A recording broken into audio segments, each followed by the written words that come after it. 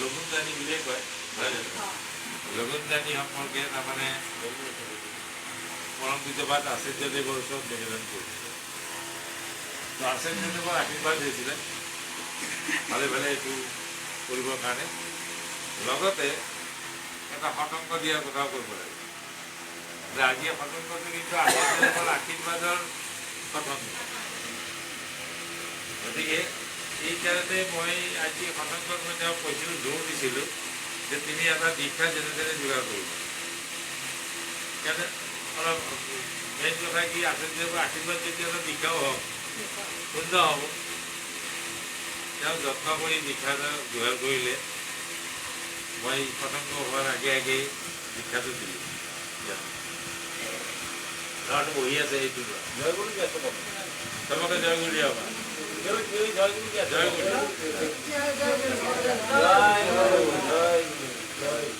গতিকে এটাতো ভাল লগা কথা। গতিকে যাই হোক, আশীৰ্বাদ মানে মোৰকলটো মানে ময়ো দীক্ষা বহুত কম হৈ গৈছে। কাৰণ মোৰ অসুখ বিহু নানান কিবা সমস্যাৰ মাজত মই দীক্ষা আদি দিয়া নাই। তো তেওঁলোকৰ পৰা খবৰ আহিছে যে দীক্ষা কম হৈছে, নিয়মটো ৰক্ষা কৰিব। অৱশ্যে যিদিনাই তাৰ পৰা আশীৰ্বাদ তেতিয়াৰ পৰা দুই এটা দীক্ষা হৈছে। মোৰ এইবাৰৰ ফুটাটো পূৰা হৈছে, আজি পূৰা হ'ল। আজি দিলে আজি ফুটাটো পূৰা হ'ব এই টাৰ্মত। নেক্সট টাৰ্মত আৰু যদি হ'ব থাকো ফুটাটো হ'লেই হ'ব, নালাগে, কিন্তু দীক্ষা দিবই লাগিব। মই সকলোকে অনুৰোধ জনাইছোঁ, আপোনালোকে চেষ্টা কৰিব যাতে দীক্ষা যাজন কৰি দীক্ষা দিব। এনে যাকে তাকে আমি নাম তেনেকৈ নাম দিলে নহয়, দীক্ষাটো অলপ দিব। আৰু ঘৰত যেনেকৈ ল'ৰা ছোৱালী আছে, ল'ৰা ছোৱালীবিলাক যদি উপযুক্ত হৈছে দিব লাগে। এই সম্পৰ্কেও দুটা কথা আলোচনা কৰিম। ল'ৰাটো শুনিব, বাবা শুনিবা দেই, দীক্ষা ল'লে যজন যাজন ইষ্টবিধি কৰিব লাগে। আমি যিসকলে দীক্ষিত আছোঁ চবেই যজন ইষ্টবিধি কৰিম বুলি আমি সৎগুৰুসৎ দীক্ষা গ্ৰহণ কৰিম। লগতে আমাৰ দীক্ষা লোৱাৰ লগে লগে এখন কাগজ দিছিলে, স্বতঃনুজ্ঞা এখন কাগজ আছে, ঋত্বিকে দিয়ে। তাত তেওঁ চহী কৰে, তাত ডেট থাকে, কি কি কৰিব লাগে বোলে বুজাই দিয়ে। গতিকে তাত ইষ্টবিধি মন্ত্ৰ থাকে, ঠাকুৰৰ বীজ মন্ত্ৰ থাকে, বা তেনেকৈ প্ৰণাম মন্ত্ৰ থাকে, জপধান কেতিয়া কৰিবলৈ তাকো থাকে, মই অক্ৰোধী ময়া মানি মই নিৰলস এইবিলাক কথাখিনি থাকে। কিন্তু মই বহুতক সুধিছিলোঁ, তেওঁলোকে কয় কাগজখন নায়েই বোলে, নাজানে। আৰু ঋত্বিকক লগ পাই থাকে তেওঁলোকে, কিন্তু ঋত্বিকৰ পৰা কাগজখন নিয়াৰো কোনোদিন যত্ন নকৰে যে এখন কাগজ মই লৈ আহোঁ মোৰ ঋত্বিকৰ পৰা, মোৰ কাগজখন হেৰাই গ'ল। এতিয়া সমস্যা হৈছে কি জানে, এতিয়া ডিপি ৱৰ্কছ হৈ আছে, দীক্ষাপত্ৰৰ ওপৰত কাম হৈ আছে। দীক্ষাপত্ৰৰ ওপৰত কাম হ'লে সেইখন কাগজ দৰকাৰ আছে। আজি মই টেলিফোন কৰি এজনী মাক মই কৈছোঁ, তেওঁ প্ৰায় 12 বছৰমান আগত দীক্ষালৈ কৰা নাই, আজিলৈ কৰা। শিলপুখুৰীত এই যে সতংগটো হ'ল আচাৰ্যদেৱৰ আশীৰ্বাদত, এই তাতেই মোক আহি পেলাই তৎক্ষণাৎ কৈছে, দাদা মই আজি 10-12 বছৰ হ'ল মই এইটো দীক্ষাৰ কাম একো কৰা নাই, মোক কিবা এটা কৰাই দিয়ক। অহাকালি মই এইটো পুনশ্চৰণ কৰি দিম বন্ধু। কথাটো হ'ল কাগজখন বিচাৰিছিলোঁ, ময়ে দীক্ষা দিছিলোঁ তোমাক, কিন্তু কাগজখন গ'ল। কাগজখন থাকিলে বহুত সহজ হয়, কাৰণ ডিপি ৱৰ্কছ কৰিবলৈ হ'লে তাত ডেটটো লাগে, ডেট লাগে, গাৰ্জিয়ানৰ নাম লাগে, বিয়াৰ পিছতে হ'ল না বিয়াৰ আগতে হ'ল না, স্বামীৰ নাম হ'ব নে দেউতাৰ নাম হ'ব ইত্যাদি এইবিলাক কথা থাকে। গতিকে এই কাগজখন অতি প্ৰয়োজন। আমি দীক্ষা দিলে প্ৰায় কওঁ যিহেতু লেমিনেশ্যন কৰি তোমালোকে ভালকৈ ৰাখি দিব লাগে। কাৰণ এটা কথা কি, এই কাগজখন ঠাকুৰৰ আশীৰ্বাদ। দীক্ষা যেতিয়াৰ পৰা আৰম্ভ কৰিছে ঠাকুৰে আজি পৰ্যন্ত দীক্ষাৰ কাগজ, এই কাগজখন চেঞ্জ হোৱা নাই, যিটো নিৰ্দেশ সেইটোৱে আছে। কি কৰিব লাগে, মই বহুত পুৰণি দীক্ষিত হ'লোঁ বুলি মই কি সেইখন চাব নালাগে নেকি? কেনেকৈ কৰিবলৈ চাওঁ, নিয়মটো চাওঁ, যে পৰিচ্ছন্ন নাই মই তেনেকৈ কৰাৰ চেষ্টা কৰোঁ। কাগজখন লৈ পঢ়ি চাব লাগে মাজে মাজে যে মই যদি কৰা নাই তেতিয়া নিজে কাজকৰ্ম কৰিব লাগে। গতিকে এই বস্তুটো এক প্ৰকাৰ খুব সহজভাৱে নিজে কৰে আৰু কঠিনো, বিৰাট কঠিন। আপোনালোকে দেখিছে বহুত চিৰিয়েল চাই থাকে, টিভি চাই, চিৰিয়েল চাই, আজিকালি ভগৱান বা ইত্যাদি বহুত তেনেকৈ চিৰিয়েল ওলাইছে। তাত সাধন ভজনৰ কথা বহুত দেখুৱায়, দেখিছে চাগে যে সাধনা কৰিব লাগিলে আকৌ ঋষি মুনিবিলাক কি কৰিছে, জংঘললৈ গৈছিলে। জংঘলত গৈ পেলাই নিৰিবিলি স্থানত বহি পেলাই তেওঁ শৰীৰত যিটো পঞ্চাগ্নি আছে, পঞ্চাগ্নি 5টা স্থান আছে, কুলকুণ্ডলীৰ পৰা লৈ পেলাই একদম আজ্ঞা চক্ৰ, 7টা চক্ৰ, 5টা মেইন, সেইটো অগ্নি, 5টা অগ্নি থাকে। 7টা যি অগ্নি, এই 7টা তাৰমানে বিজয় জয় হ'ব লাগে। এইকেইটা জয় নোহোৱাকৈ কোনো এজন ডাঙৰ ভাল সাধু হ'ব নোৱাৰে। গোটেই দেৱতা হওক, যোনেই নহওক, তেওঁ সাধনা কৰিব লাগিবই লাগিব। আপোনালোকে বহুতে এইটো নাজানে, কিন্তু মই এটা কথা কওঁ যে ঠাকুৰ পৰিয়াল, ঠাকুৰ স্বয়ং ঠাকুৰে নাম কৰে। কাৰ নাম কৰে তেওঁ মই নাজানো, তেওঁ কিন্তু কৰে, ঠাকুৰ নাম কৰিছে। আচাৰ্য পৰমপিতা বৰদা, প্ৰধান আচাৰ্য পৰমপিতা বৰদাই নন্দন পাহাৰত প্ৰতিদিন ঠাকুৰক শয়ন দি তেওঁ গুচি যায়। তাতে যে নিৰিবিলি স্থানৰ এটা পাত্ৰত বহি হোল নাইট তেওঁ সাধনা কৰে। এইটো বহুতেই জানে, পুৰণাবিলাকে চবেই জানে যে বৰদা যে কোনবিলাকে জানিছিল, প্ৰিয়দা, হৰশ্ৰদ্ধা, গিৰিন্দা, অচ্যুতদা, দীনদা বা যিখিনি বেদান্ত সৎসংগী গোটেই আমাৰ সৎসংগ জগতৰ, তেওঁ অলপ ভালদৰে জানে। ৰাতি আৰু নাহে আৰু ৰাতিপুৱা প্ৰাৰ্থনাৰ আগে আগে কৃষ্ণ কৰ্ম কৰাৰ আগে আগে প্ৰিয়দাকটো পৰীক্ষাই কৰিছিল। প্ৰিয়দাই পৰীক্ষা কৰিবলৈ যাই তেওঁ অৱস্থা কাঢ়ি লৈ গৈছিল, বৰদাৰ তাতে অৱস্থা চাবলগীয়া, তেনেকৈ পঠিয়াইছিল। ঠাকুৰে তাৰমানে কি জানে, ঠাকুৰৰ ল'ৰা বা বদনাম কৰিবলৈ কোনো এৰা নাছিল, গুৰু ভাইবিলাকে যে বৰদা সদায় সন্ধিয়া ক'ত গুচি যায়, এখন ঘৰত সোমায়, মানে বেয়া ইণ্ডিকেট দিছে। ঠাকুৰ ওচৰত যাই পেলাই কথা কাণত কৰি যায়, ঠাকুৰৰ পিছত তাই নেকি, তেতিয়া যিবিলাকে কৰিছিল তেওঁলোকে সিহঁতে দায়িত্ব দিলে যে তই যাবিতো, একটু দেখতো, তই ঘৰৰ পঠাই যায়। তেনেকৈ গ'ল। প্ৰিয়দা চবচে সৰু, বাকীবিলাক দলে বলে বেছি। নন্দন পাহাৰৰ কাষত গাড়ীখন থাকিলে, পলাই এপাছত ৰাখিলে, ৰাখি পেলাই ঘৰটো কাষেদি সোমাই গ'ল। ঘৰতে পোৱা নাই, এটা জুপুৰি ঘৰ, কাষেদি সোমাই গুচি গ'ল। প্ৰিয়দাক কৈছে তুমি যাবা য'ত। তেওঁতো যাই যাই যাই যাই একেবাৰে এনেকুৱা জেগা পালেগৈ য'ত পাহাৰৰ একদম ঘূৰণিৰ নিচিনা জেগা, তাত মস্ত পাথৰৰ ওপৰত বৰদা বহি তাতে সাধনা। তো প্ৰিয়দা যাইতো উপায় দিবা সন্মুখত যাই প্ৰণাম কৰি বহিল, মানে বহিলেই তাৰ মাটি এটি কাঠা আছে, উঠাৰ সাহস নাই। সুধিবা বহুবাৰ চেষ্টা কৰিছে, পাৰে নাই। এনেকে আশা লাগা দিছে, সারা রাত যুদ্ধ করিছে প্রিয়দা, আর বরদা বইয়াছে 3 বিঘা। বাঘর গর্জন, সাপর ফুসফুস, নানান ধরনের কীট পতঙ্গ ইত্যাদি প্রিয়দার গান ঢুকাই যাবে।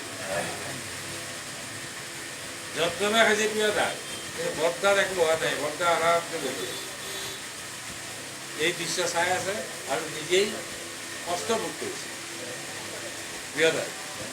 গোটেইবিলাক বাকীবিলাক ৰৈ ৰৈ ৰৈ গুচি আহিল আশ্ৰম। ৰাতিপুৱা বৰদাই উঠিছে, আহিবলৈ কৈছে এই প্ৰিয় উঠো। দেখি আৰু একেবাৰে অৱস্থা নাই, চকু গাটাক দিছে, একদম বহুত দিন টাইফত বেমাৰীহে পৰি থকাৰ নিচিনা এনেকুৱা অৱস্থা হৈছে। এক ৰাতি সেয়াই মাতিছে তাৰ বৰদা। বৰদাৰ হাতৰ স্পৰ্শ পাই তেওঁ সজীৱ হৈ গাড়ী, নিজৰ গাড়ীত উঠাই আনি আশ্ৰম নামাই দিছে। নামাই দিছে যা চাবলৈ আশ্ৰম প্ৰাৰ্থনা কৰিব গ'ল। গৈ পেলাই তেওঁ প্ৰায় বাকীবিলাকতো আছে ঘৰৰ অসম আশ্ৰমত, যিবিলাকে লৈ গৈছিল। দুই এজন দেখি চবে অবাক, কি হ'ল, কি অৱস্থা হৈছিল তেওঁ। তেতিয়া প্ৰিয়তাই কৈছে তোমালোকৰ কাৰণে মই শাস্তি মুক্ত হৈছোঁ। ঘটনা কি জানো? জানো উঠিয়ৰি দিব এই ঘটনা সমস্ত ঘটনা ক'লে তই ঠাকুৰ ওচৰত যেতিয়া প্ৰাৰ্থনা কৰিব যায় প্ৰাৰ্থনাৰ পিছত ঠাকুৰে কি দেখলি ঠাকুৰ সুধিছে। তেতিয়া বৰ্তাৰ কথা যেতিয়া ক'লে তেতিয়া মানে গম পালে যে বৰ্তাই যাতে সাধনা কৰিব পাৰে। তেনেকে প্ৰত্যেকজনে সাধনা কৰে। তেওঁলোকৰ নিৰিবিলি কথা আছে।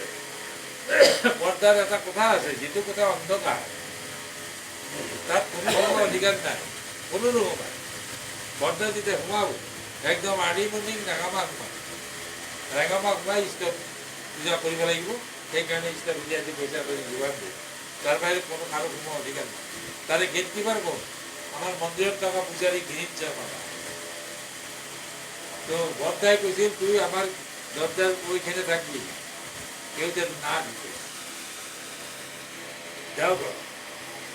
তো প্রিয় গিরিঞ্জাতে তাতে বহি পেলাই আৰু এনেকে বহি থাকে আৰু কি কৰোঁ।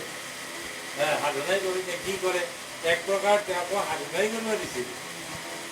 তাতে বৰ্তাটো বহি যায়। বৰ্তাই কেনেকে বহে? বিৰাট বাঘৰ মুখ মানে বাঘ মানে ঢেকীয়া পুজা তালখন কৰাই আছে তাতে কঠিন মাৰি বহি আছে। অন্ধকাৰ ৰুমটো লাহে লাহে পোৱাৰ হবলৈ ধৰে। তেনেকে বৰ্তাৰ নোম দুখৰ পৰা আলোটো ওলায়। সেইদিনা ক'বলৈ মানা কৰিছিল, কিন্তু আজি কৈ দিলোঁ এইবিলাক গোবৰ ৰখা ঠিক নহয়। মই ক'লোঁ যদি আপোনালোকৰ ভক্তি ভাৱ আছে তেতিয়াহ'লে অৱজ্ঞা নকৰিব। অৱজ্ঞা কৰিলে অন্যায়। মোক নিজে গিৰিজাই কৈছিল যে বিশ্বাস নাথাকা লোকক নকওঁ। ওলাই আহিছে গোটেই ৰুমটো আলোকিত হৈছে। বৰ্তা তাৰে মাজত তেওঁ ফাঁকেদি চাইছিল। দৰ্জাখনৰ ফাঁকেদি পোহৰ ক্ৰছ কৰি উদ্ধাৰ কৰে। সেই ফাঁকটোদি এনেকৈ চাইছিল যে বৰ্তাৰ কাৰণে। তাৰপিছত যাই পেলাই এইখিনি হৈ গ'ল। ৰাঙামা আহিল। ৰাঙামা কৈছে কিৰে গিৰিজ তুই কি আজকে দেখেই ফেললি? গিরিজার সিদিনা দর্শন হল এই বিরাট বর্তা। রাঙামাই কেনেকে জানি না। রাঙামাই আই বলি তুই কি আজকে দেখেই ফেললি? তারপরে বর্তাও বলে তুই যতগুলো দেখেছিস বিশ্বাস না থাকার লোককে বলবি না কেন? বর্তা নিজে বিশ্বাস যার নাই তাকে বলবি না, যার বিশ্বাস আছে তাকে বলতে পারবে। কথা হল কি এই সাধনাৰ ষ্টেজবিলাক কেনেকে তেওঁলোকে সাধনা কৰে।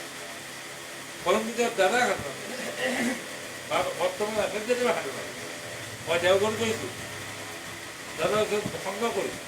দাদাই কয় কি বাবাই আমি উঠার আগে চলে যাই কোথায় যেন যাই জানি না, আর আমি রাত্রে ঘুমানোর পর আছে কোথায় যাই কয়েকদিন হয়ে গেল তাকে আমি দেখি। দাদা বারবার এই কথা মই যিকেইদিন থাকিলো সদায় বুজি মই অহাকালি মই আহি গুৱাহাটী যাম বুজি আহিম। তেতিয়া মই দাদাৰ ওচৰত বহি আছিলোঁ। দাদাই যেতিয়া এনেকৈ কৈ আছে পাৰে মনে মনে ভাবিলোঁ যে আজি আৰু আনন্দ বজাত নকওঁ, আজি মই ৰখিম দিয়া আহিবতো ৰাতি আচলতে মোক ৰখিম আৰু কেতিয়া আহি ঠিক নাই। তো মই বিৰাম দেৱীৰ সন্মুখত এই ৰাধাচূড়া গছডালৰ গুৰিত বহিছোঁ। 9টামান বজাতে বহিছোঁ দাদাৰ পৰা। বাকীবিলাকতো ঠাকুৰ বাৰী সোমাই গ'ল। 9টা বজাত পিছত নাথাকে। আৰু দুই এজন আছিল কিন্তু আহা যোৱা কৰি গুচি গ'ল। কাষত যে চকীদাৰটো মাত্ৰ চকীদাৰ গাৰ্ডটো আছে আৰু কোনো নাহে। চাওঁতে চাওঁতে 10টা বাজিল, 11টা বাজিল, নিৰিবিলি হৈ গ'ল। মোৰো চিন্তা হ'ল যে মোক মানুহে কি বুলি ভাবে যে চোৰ নে ডকাইত চালে ই অকল অকলে ইয়াতে বহি আছে। ওলাই যি হয় হ'ব আজি। কিন্তু মোক চকীদাৰেও মাতা নাই, দেখা পায় চাইছে মাতা নাই, কোৱা নাই কোনো মানুহ অকল কৰি এনেতে প্ৰায় ৰাতি 11:30মান হৈছে নেকি। এই গেৰেজৰ মই চিধা বহি আছোঁ নহয়, গেৰেজটোৰ পৰা দেখা পায় গেৰেজ চাইকেল মাৰি আহি আছে। কি হ'ব কলা লং পেণ্ট বগা এটা দেই গলা লাগবে জেগা বগাজ পোৱা চাইকেল মাৰি আহি মই উঠো উঠি পেলাই অকণমান ৰাস্তা আছে না যোৱা বিৰন্তু যাওঁ তেখেতৰ ঘৰলৈ যাওঁ সেই ৰাস্তাখিনি কাষলৈ গৈ গ'ল পাই আহি থিয় এতিয়া এনেকৈ গেট পাৰ হৈ আহি মোৰ ঘৰত চাইকেলটা রাখি দিই কত উঠা বসে রাখি এই যে আপনি কবে আসছেন কয়েকদিন হয়ে গেল কালকে যাওয়া ভাবছি আপনাকে দেখা করে যাব এখন চলে যাবে কালকে দেখা হবে কালকে দেখা হবে মানে সেই ৰাতিপুৱা ওলাব আকৌ আহি গ'ল তাৰমানে আহে ৰাতিপুৱাই আনিমনি গুচি যায় প্ৰাৰ্থনাৰ বহুত আহে এনেকৈ নাযাওঁ বেয়া লাগে আজি যে মোৰ বৰ বেয়া লাগিছে কালি আকৌ মই তাতে ৰখি থাকিম সেইটো আৰু বেয়া কথা হ'ব বেয়া হ'ব আজি কৰিলোঁ যি কৰিলোঁ কালি মই নকৰোঁ যাম সময় লাগে দাদাক প্ৰণাম কৰি তাৰপিছত ওপৰলৈ গুচি গ'লোঁ চাউণ্ড যিটো আছে মালিকটো চাউণ্ড তাতে উপস্থিত হৈ আছে লিপটি গাত এনেকৈ হাতখন ধৰি ধুনীয়াকৈ মোক গা বজাই মই বুজি ৪৫ মিনিট খাৰাই কথা পাতিছোঁ তাৰপিছত বৌদি আহিছে ঘৰৰ বৌ আহি কৈছে আপনি কি না খেয়ে আজকে বাড়ি চলে যাবেন দাঁড়ান গরম গরম রুটি কঁঠালের তরকারি মিঠাই কিবা কিবি এক পাল আনি মুখ দিল এখানে বসেন বসে খান গরম গরম তারপর বড় প্রশ্ন হয়েছে তো দেখিছো এই ৰাতিপুৱা যে কোনে বনালে তাতে কাজু ভাই কাম কৰা ল'ৰা এটা আছিল আপোনাৰ মানে গুৰু ভাই মানে সেৱা দিয়ে দাদা এটা কথা জিজ্ঞেস কৰোঁ আপনাকে কি এইগুলি যদি আমাকে দিলে এত গরম গরম কোথা থেকে আসছে বলে এই বৌদির পাকঘর থেকে আসছে বৌদির পাকঘরে এখন কেউ রান্না তো কখনো কখনো দাদা রান্না করার কথা বললে বৌদি এখানে বানায় দাদা তো গরম আছে দাদাই খাওয়া নাই বহুত খাবার কেনে হবে কথাটা কেনেকুৱা ক'ত কি লিংক আছে মই নাজানো কিন্তু বৌদিৰ আশীৰ্বাদ যাতে কৈছে যে খাব লাগিব আদেশ কৰিছে খালোঁ এটা ডাঙৰ মগজ একটা চাহ দিছে তাকো দিছোঁ এই চাহটো ক'ৰ পৰা আহিছে কোনে বনাইছে চাহ এতিয়া বৰ্তাৰ ঘৰৰ পৰা আহিছে সেইখিনি মই বৰ্তাৰ ঘৰত বৰ্তা আছিল তেতিয়া বৰ্তাৰ ঘৰত চাহ খোৱা যেতিয়া হয় তেতিয়া এই থাকোঁ বাকীবিলাকৰ ঘৰলৈ চাহ যায় আপুনিও তাৰে ঘৰত পাইছে আমৰা পুঁজি লৈছোঁ দেই তাৰপিছত বোলে ভালেই হ'ল আজি ওলা খালি যে খাওয়ার দরকার নেই তো বাবা যে মোক কৈছে যাবার জন্য বাবাকে দেখা করি তলত তো আছে তাই মোৰ লগত অহা যদিন চক্ৰৱৰ্তী আৰু কোনোবা আছিল কিন্তু গাঁৱত থিয়ে আছে মেজিৰা ভুল আৰু খবৰেই নাই আই নাই একালে যাওঁ বুজাই পেলাই এতিয়া চাওঁ দাদা ঘৰততো পৰ্দাখন মাৰা খৰচ পিছত পৰ্দা মাৰা থাকিলে এইটো দোয়াটা নিকে ধন্যবাদ দিই তেজুৰা কৈছে বাবাকে দেখা কৰে যাবে মই যদি দেখা কৰি নাযাওঁ তেওঁৰ কথাটো অমান্য মান্যতা দিয়া নহ'ব গতিকে মই যাব লাগিব কেনেকৈ যাম কি ক'ম ভাবি আছোঁ মাত বোলো নাই মানুহ চানুহ থাকিলেতো মাত বোল কৰে দাদাই কথা কি হয় বলে পৰ্দাখান দুটাই দিয়ে চাওঁ বিচনা কাষতে ২-৩ ফুটমান অৰ্ধ খাই এইটো ৰুম আজিকালি নকৰে দেই সেইটোতে বহি এনেকৈ বহি এনেকৈ চাই আছে চকু দুটা নিচৰ লৈ ডাঙৰ ডাঙৰ গৈ আপোনাৰ এনেকৈ চায় দুৱাৰ মুখৰ পৰা মুখে চোৱা যেন লাগছে মুখে চাই আছে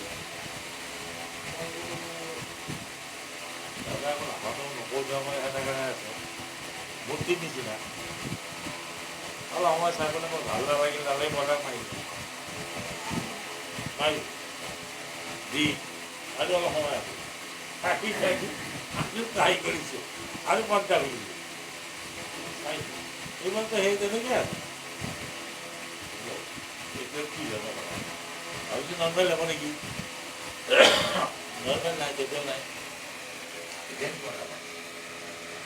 চাই দিব নোৱাৰিলোঁ কাৰো খাদ্য নাই মানে চৌ চাওয়াটো অভাবে নাই ফাৰ্স্ট টাইম ভাবছি যে নাই ইয়াতে এটা চোৱা চিৰ বেমাৰ নাই মই যে মালিকক দেখা কৰি যাব লাগিব দেখাটো হ'ল বাৰু কিন্তু মই এটা প্ৰণামটো কৰিব লাগিব গতিকে মই এটা তলতোলা কৰি তলতে প্ৰণাম কৰি যদি আকৌ পিছে উঠি মই লাহে লাহে নামাত তেতিয়া দৰকাৰ দিলো নামি গ'লো প্ৰণাম কৰিলোঁ গাঁৱটো মোৰ চকুৰ আগতে সমাধি হৈ গৈছে কোনদিন দাদা সমাধি হয় দেখা সেইটো সমাধি যে হয় তাতো সমাধি হৈছিল তেনেকুৱা সমাধিস্থ হয় ক'ত গৈছে কি কৰিছে তেওঁহে জানে তেওঁ আছে যদিও নাই যাতে তেওঁ মই মনত গৰম কৰি পেলাই মই নিজৰ মনে দি গ'লোঁ আৰু গৈ পেলাই মই যাই আমাৰ কোনোবাইকেইটা লগ পাই কি কয় এই আপুনি ইমান সময় সংগ কৰিলা আমাক আমি ৰখি দেখিলোঁ আপোনাৰ কাৰণে এতিয়া ময়ে জানো কি কৰিলোঁ আপোনালোকে বুজি নাপালোঁ মই কি কৰিলোঁ ময়ে জানো কোৱা নাই বুজি এনেকুৱা ঘটনা মই নিজে চচতকৈ দেখা কথা এইবিলাক মই দেখি আহিছোঁ জীৱনত সাধন ভজন নিজে নকৰিলে কাম নকৰে সাধন ভজন কৰিব লাগিব কৰিলে পায় নকৰিলে কেতিয়াও নাপায় নাম দেন আপুনি চেষ্টা কৰি বহক কৰক এই 5টা দিৱস গোলকত মিলি পেলাই যিটো কথা ক'লোঁ একেইটা আমাক নিজে থাকিলে সাধনা কৰিব ইয়াত থাকে চাব ঋষি মুনি বোলে সাধন কৰিছে সূৰ্যদাৰৰ পৰা ওপৰলৈ আহি গ'ল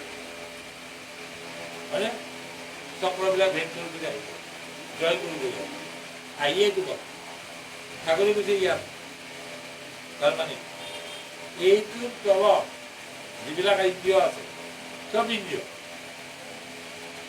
মোহ ঘৃণা লজ্জা ভয় সংকোচ ইয়াৰ তলত চকুৰে দেখিলে আপুনি মোহ যাব পাৰে লজ্জা ভয় সংকোচ আহিব কাণেৰে সুধিলেও আপোনাৰ এনেকুৱা একশ্যন হয় নাকেৰে কাষ কেনে গম পাইছে নাকৰ একশ্যন গম পাব মুখৰ পৰা জুতি চব নাপাব কাৰণ এই গোটেই তলৰ ফালে আমাক যেতিয়া ইয়াত আমাক কোৱাৰে তুমি তলফালে যোৱা ওপৰ ফালে যোৱা ঠাকুৰে তপত বহাই দিছে যি কৈছে যে তই ওপৰত ঊৰ্ধ্বমুখী চাতকেৰ মতো ঊৰ্ধ্বমুখী হ'ব লাগে ঊৰ্ধ্বমুখী সাধনা কৰিব দিছে ঠাকুৰে ইয়াৰ মতো নহয় সেইবিলাক সাধনা বহুতে কৰিব অট'মেটিক ইয়াতে কৰোঁতে হয় কি গোটেইবিলাক ডেভেলপ হৈ যায় তাৰমানে ইয়াতে কৰি এইবিলাক যেতিয়া নিষ্ক্ৰিয় হৈ যাব মনটো যেতিয়া ইয়াতে থাকিব তললৈ নাযায় তেতিয়া কি হয় গৃহী হৈ সন্ন্যাসী হৈ যাব গৃহী হৈ কিন্তু সন্ন্যাসী কোনো কিছুৰ ওপৰত তাৰ কোনো লোভ নাই মায়া নাই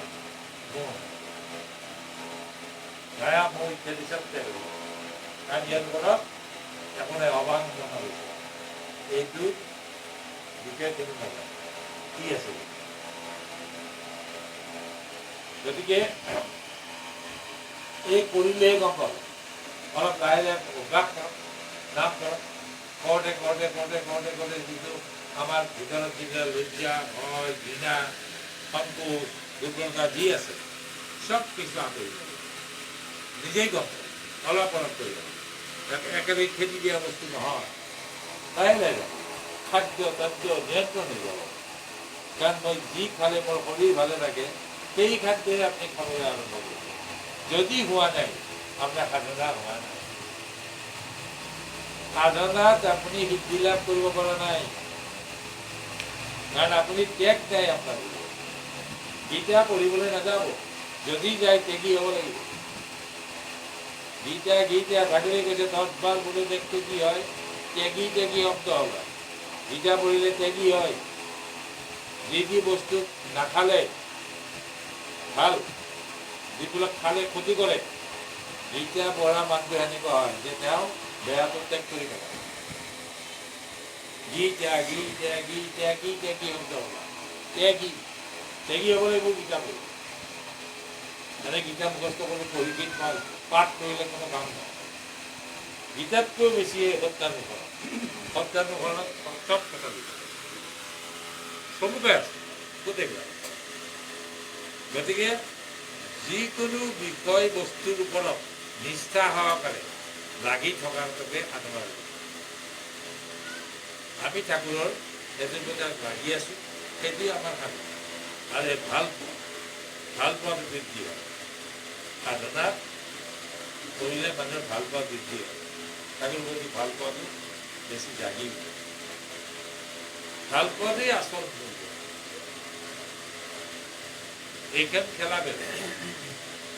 এইবাৰ ঠাকুৰে যি খেলা খেলিছে সেইটো কোনে বুজি নাপায় বুলি কৈছে। কোনে বুজি অৰ্থ বহুতেই কৰিব পাৰে। পূজা মহাভাৰত বুলি কৈছে ঠাকুৰে। এইবাৰ খেলিব খেলা অতি চমৎকাৰ। এনেকৈ চমৎকাৰ খেলা খেলিম মই, কোনোৱে বুজি নাপায়। সহজ বুলি ভাবিছেতো, সহজ একদমেই নহয়। কিন্তু নকৰিলেও নহ'ব তোমাৰ। যোগেই তোমাক খেলা দিব। যোগে এনেকুৱা ঠেলা দিব, যি ঠেলাত তুমি কৰিবলৈ বাধ্য কৰিবই লাগিব। নকৰি তোমাৰ ৰক্ষা নাই। ক'ত যাবা? যিকোনো কি কৈছে ঠাকুৰে, শিশু মানে যিকোনো জায়গায় থাকিস না কেন, আমি তোদের চেপে ধরে নিয়ে আসবো। পালিয়ে কোথায় যাবি?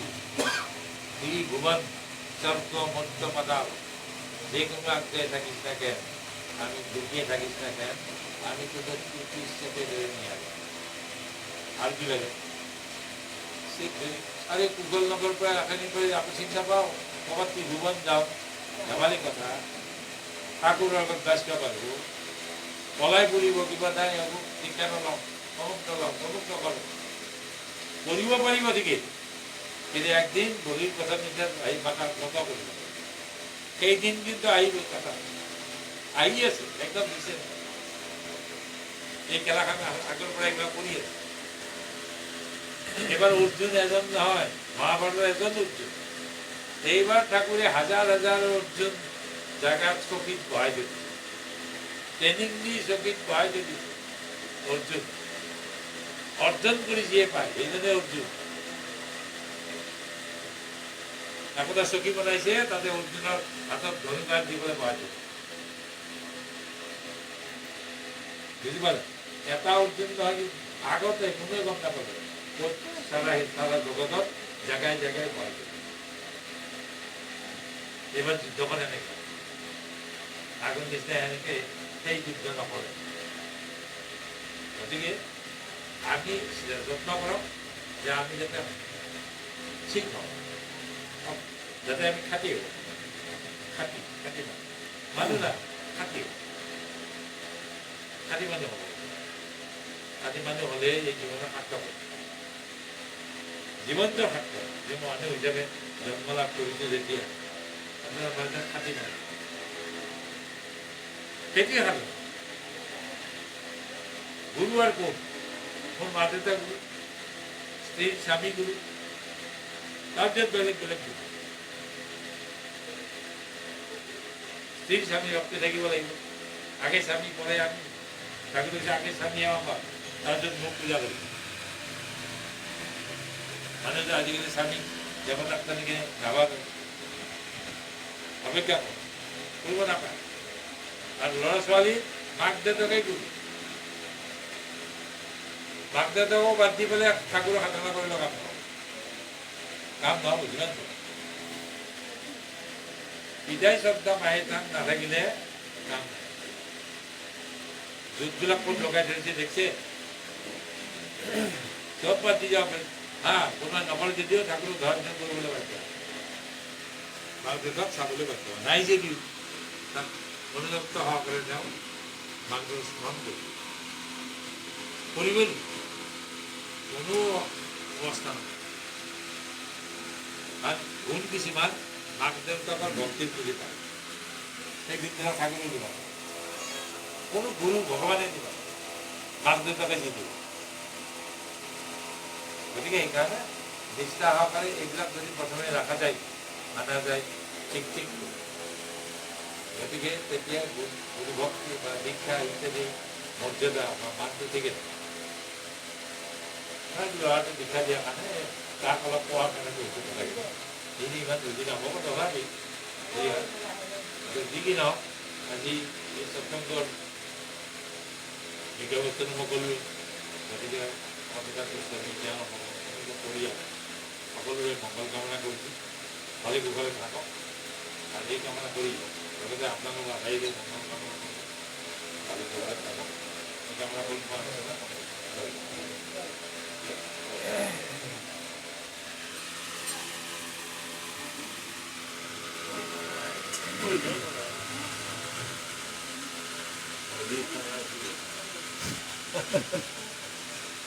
বললে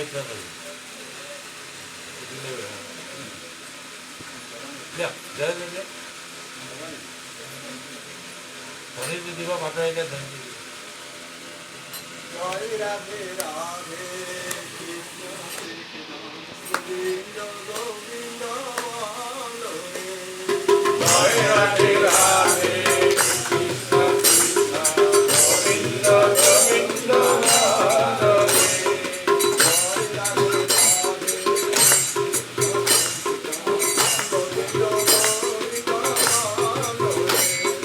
জয় রাধে রাধে